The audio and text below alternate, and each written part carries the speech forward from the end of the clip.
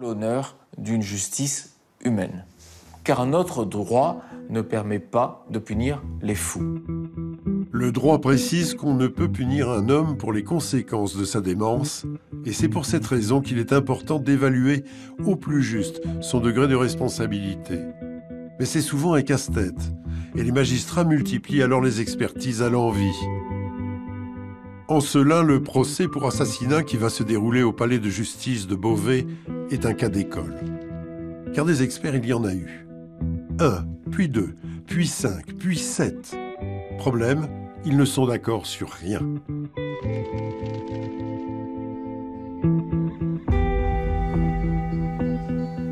Dans le box des accusés, Romain, 26 ans. Il a reconnu avoir égorgé Niki, cet homme de 34 ans, croisé sur un site de rencontre.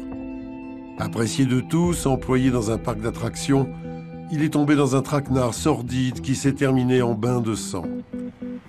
Romain encourt aujourd'hui la perpétuité. Dans 3 jours, il saura si la cour d'assises le condamne ou s'il est déclaré irresponsable.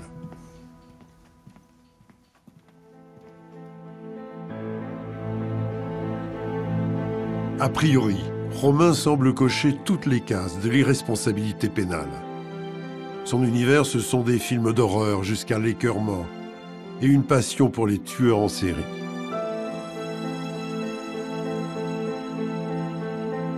Il est aussi hanté par des voix, et à ses heures perdues, il martyrise le chat et le lapin de la famille.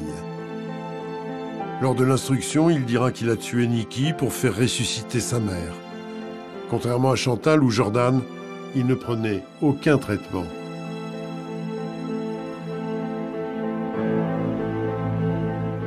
Appelés à l'aide, les 7 experts y vont chacun de leur diagnostic. Romain était responsable de ses actes, affirme l'un d'eux. Son discernement était aboli, il est schizophrène et irresponsable, contredisent 3 autres. Son discernement était altéré et il reste accessible à une sanction pénale, concluent les 3 derniers.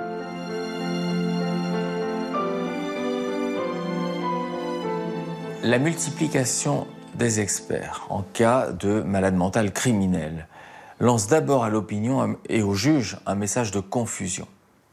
Si on peut tout dire et son contraire à propos d'un même cas, un même patient, un même auteur, on peut le considérer tour à tour responsable, un peu beaucoup passionnément à la folie, pas du tout, et que tous ces experts-là viennent défiler à la barre, c'est absolument désastreux puisque les jurés ne retiendront qu'une chose, c'est qu'ils n'y comprennent rien, qu'ils ne sont d'ailleurs pas certains que les psychiatres y voient beaucoup plus clair qu'eux, et que la seule certitude, c'est que le crime est horrible, qu'il est en plus imprévisible lorsqu'il est commis par un malade mental criminel, et qu'un crime horrible, imprévisible, eh bien mieux vaut enfermer le sujet et pour longtemps.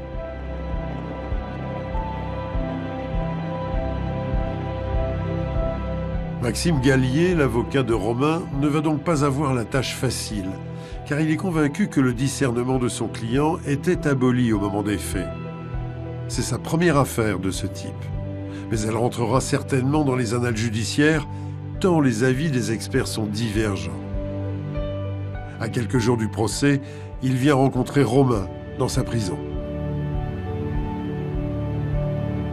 Mon client, il est dans l'attente de ce procès parce que ça l'angoisse fortement. Ça peut paraître paradoxal, mais c'est quelque chose qui l'angoisse beaucoup. Et en même temps, à l'inverse, il est aussi dans l'attente de ce procès pour espérer y trouver des réponses sur lui-même. Parce que son acte, il ne se l'explique toujours pas. Moi, ce qui me dérange un peu, c'est qu'on on va juger quelqu'un qui relève visiblement de la folie dans une instance qui est banale, ordinaire, celle de la justice des hommes, mais c'est quand même assez dérangeant qu'on en soit arrivé là sur un tel dossier. En tout cas, ça interroge. Juger un fou parmi les ordinaires, est-ce que c'est la position qu'on doit adopter sur ce type de dossier? En tout cas, c'est une de mes réflexions.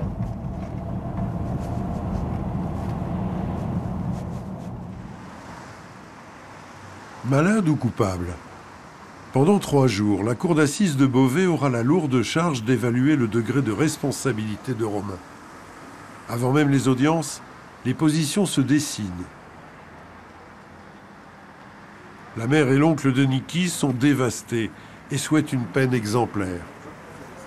Moi, je pense que c'est une mise en danger de la vie d'autrui, de laisser une personne comme ça, un peu libre de ses gestes et de ses mouvements, dans un hôpital psychiatrique.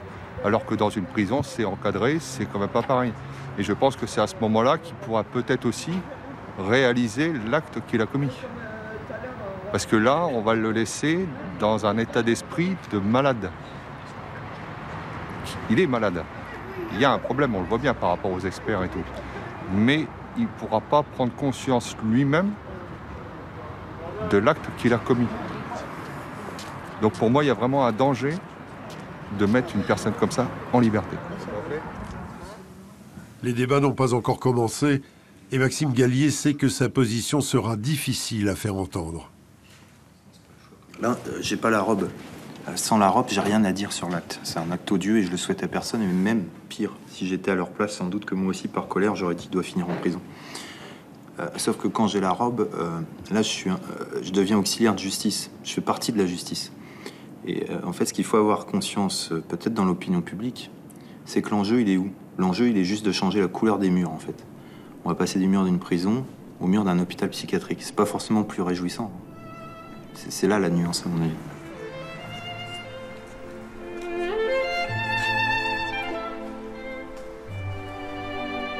Les proches de Romain souhaitent eux aussi que celui-ci finisse en psychiatrie, car ils l'ont vu sombrer. À 15 ans, les voix le tourmentent. À 18 ans, il perd sa mère. À 20 ans, son père. À 23 ans, il tue.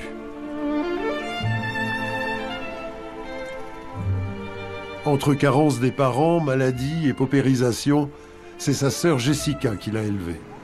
Il parlait tout seul, il entendait des voix, tout dans sa chambre. Il parlait jamais, il voulait jamais sortir, il n'avait pas d'amis. On aurait dû l'aider, il serait même pas là en fait. On aurait dû l'aider. Les gendarmes sont venus à la maison au début pour me demander où était mon frère. Donc je pensais qu'ils parlaient de mon petit frère, donc du coup je savais pas du tout. Et c'est là qu'on m'a annoncé que mon frère avait commis un meurtre. En fait moi j'y croyais pas, parce que mon frère il est calme, il est gentil, il jamais ferait de mal à personne en fait. Du coup même là maintenant j'y crois toujours pas en fait. Pour moi jamais il ferait de mal à quelqu'un. Et de le voir là derrière le box et puis j'y crois pas. Et qu'est-ce que vous attendez là, de ce procès en l'occurrence? Qu'ils reconnaissent qu'il n'est pas responsable. C'est surtout ça que je veux. Qu'ils reconnaissent qu'il est malade et qu'il a, malgré l'acte qu'il a fait, qu'il n'est pas responsable de ce qu'il a fait. Les audiences ont débuté et les jurés ne sont pas au bout de leur peine. Outre les rapports des 7 experts, il y a aussi celui de psychologues ou encore de la psychiatre désignée lors de la garde à vue. En tout, une dizaine de spécialistes de l'âme humaine ont tenté de percer les mystères de Romain. Pour l'instant, l'avocat général estime que c'est plutôt une bonne chose. Je comprends bien le sentiment d'incohérence que cela peut donner, mais on est face à une matière extrêmement complexe. Donc je n'ai aucun état d'âme à dire que je suis très ouvert et que j'attends de voir ce qu'il va sortir des débats pour me forger ma conviction. Un des défis qui sera le mien dans mes réquisitions, c'est de faire comprendre aux jurés que les experts ne peuvent pas se substituer aux juges. Voilà. Et si les jurés ont un doute, ils ne doivent pas avoir de doute sur les conséquences qu'ils doivent en tirer. C'est-à-dire considérer que l'accusé n'est pas coupable. Romain pourrait donc bénéficier des désaccords entre experts pour obtenir un placement en psychiatrie. Mais au fur et à mesure qu'il défile à la barre, les différentes parties semblent ne plus rien y comprendre. Oh là là. C'est de pire en pire. Ouais. C'est... Bon, on sait pas. Mais là, je comprends pas certains trucs, quoi. Surtout le dernier expert, j'ai pas compris en fait. Il arrêtait pas de se contredire, donc du coup, je comprenais pas en fait. J'ai pas compris. Le docteur Amar, comme d'autres après lui, n'a pas su mettre la psychiatrie à portée des néophytes. Il estime pour sa part que Romain est responsable. Est-ce qu'il vous arrive de douter de vos conclusions? Pas de douter en ce qui concerne la dimension clinique.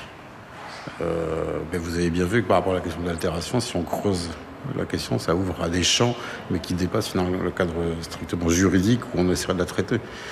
Donc oui, par rapport aux conclusions, si je dis que j'ai été débordé par des enjeux inconscients qui m'ont fait faire ça, jusqu'où j'avais pleine conscience, jusqu'où j'étais capable de poser ces questions-là. Voici le vocabulaire auquel les jurés ont été soumis pendant plus de 2 heures. Et par la suite, les autres experts ne vont pas vraiment être plus clairs. Au sortir du premier jour, Jean-Baptiste Bladier sait que les débats vont être plus complexes que prévu. Est-ce que ce type d'audience vous préoccupe particulièrement?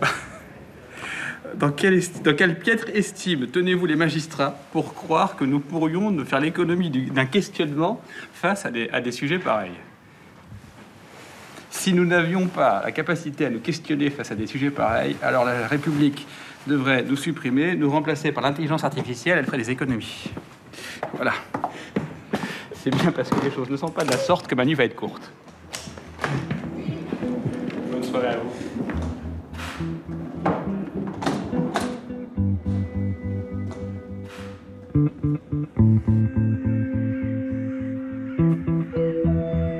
Si l'état mental de Romain pose tant de questions, c'est parce qu'il a lui-même semé des incertitudes sur sa responsabilité.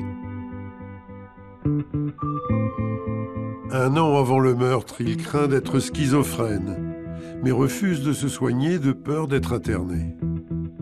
Et à quelques jours de son crime, il prémédite l'achat d'un couteau, le repérage de sa victime et le scénario du meurtre.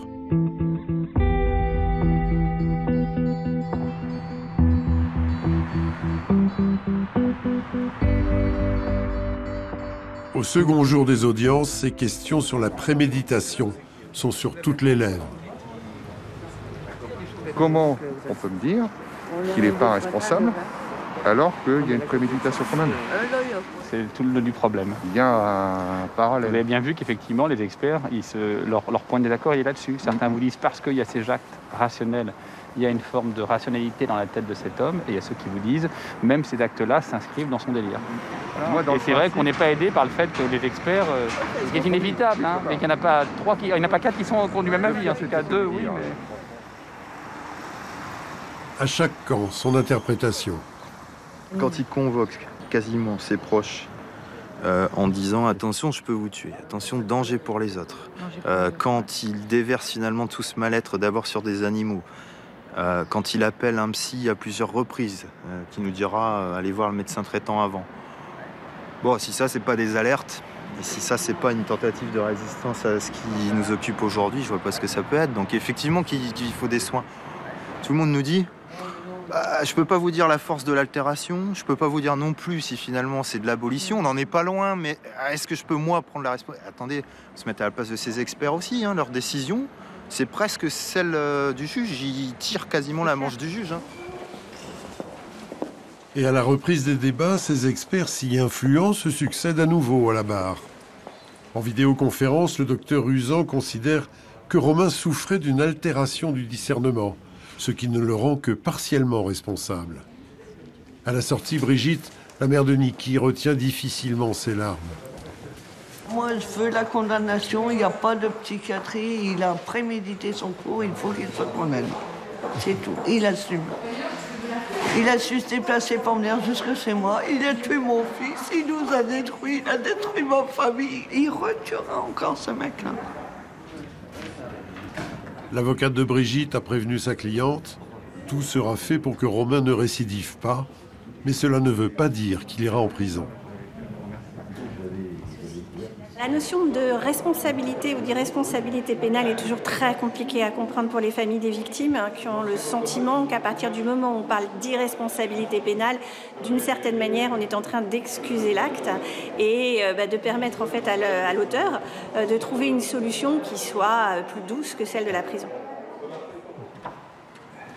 Le prochain médecin à témoigner estime pour sa part que le discernement de Romain était aboli et opte donc pour son irresponsabilité. C'est à ne plus rien y comprendre. Et l'avocat général en perd son flegme. Alors soit c'est moi qui n'ai pas l'intelligence suffisante pour comprendre, mais je suis assez interrogatif, c'est le moins qu'on puisse dire, sur la difficulté, je trouve, qu'ils ont à rendre leur raisonnement accessible à ceux qui, au final, doivent en tirer des conséquences graves en toute hypothèse. Voilà. Et je crois que j'ai multiplié les questions traduisant cela, traduisant et d'essayer d'exiger de l'expert de cette manière qu'il vienne sur mon terrain à moi, non pas pour qu'il me dise ce que j'ai envie d'entendre, au moins qu'il me permette de comprendre ce qu'il me dit. Et en fait, ce qui m'inquiète, c'est que moi, quand j'écoute ce qu'il me dit, j'arrive à la conclusion inverse que la sienne. Pour les experts aussi, cette situation est inconfortable. J'ai peur que ce soit un patient malade et qui complisse quelques années en prison. Et j'y travaille depuis 20 ans et c'est complexe. Mais bon, après, la justice est la justice, il faut respecter les décisions. On n'est que des experts qui font notre travail au mieux possible, en se disant, voilà, je fais mon travail, j'essaye d'apporter une connaissance, d'autres en apportent une autre, différente. Le juré, le tribunal décide, c'est la règle.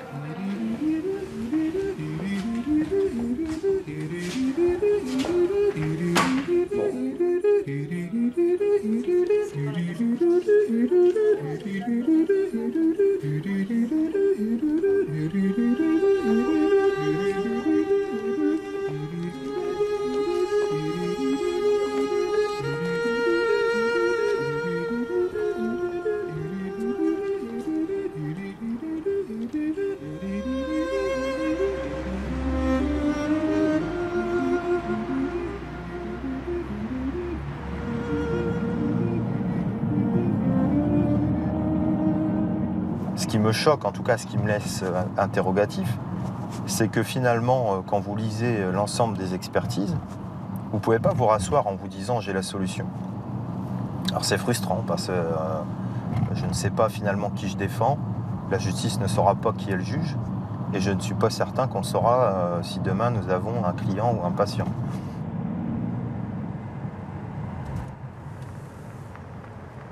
Maxime Gallier sera bientôt fixé sur la destinée de Romain.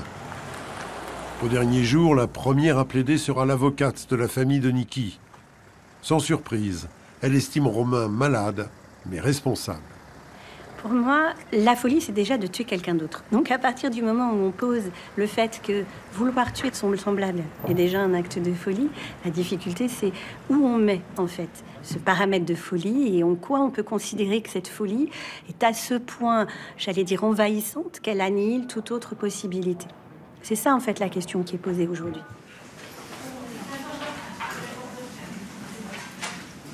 Lors de ces réquisitions, l'avocat général se résout lui aussi à une altération du discernement et requiert 18 ans de prison. Dernier à plaider, Maxime Gallier a rappelé que le doute doit profiter à son client et demande à ce que Romain soit jugé irresponsable. Ceux qui ne connaissent pas le droit assimilent en fait l'abolition à « il n'est pas coupable ». Mais c'est pas ça l'abolition. C'est il a commis l'acte. On va dire qu'il a commis l'acte. On va dire que cette victime n'avait pas à perdre un être proche. Mais on ne peut pas dire qu'il est responsable comme n'importe lequel d'entre nous si on avait commis ce meurtre-là. La subtilité, elle est là. Dans quelques instants, le verdict va tomber.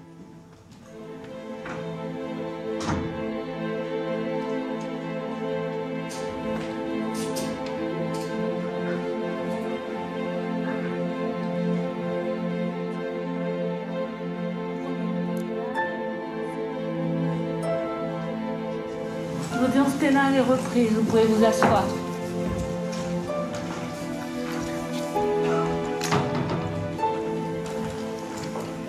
Voici les réponses apportées par la Cour et le jury. L'accusé est coupable d'avoir volontairement donné la mort à Niki Regnault. La réponse est oui. L'accusé a-t-il volontairement donné la mort à Niki Regnault avec préméditation et bénéficie-t-il de la cause d'irresponsabilité pénale? La réponse est non. En conséquence, sans désemparer, la Cour et le jury condamne à la majorité absolue Romain à la peine de 20 ans de réclusion criminelle. C'est l'altération du discernement qui a été retenue. Romain part en détention pour 20 ans. L'avocat général est surpris. C'est 2 ans de plus que ses réquisitions. Mais le malade mental criminel fait peur. Et dans ces affaires, les jurés sont sans état d'âme. Le crime est ce qui heurte la conscience collective.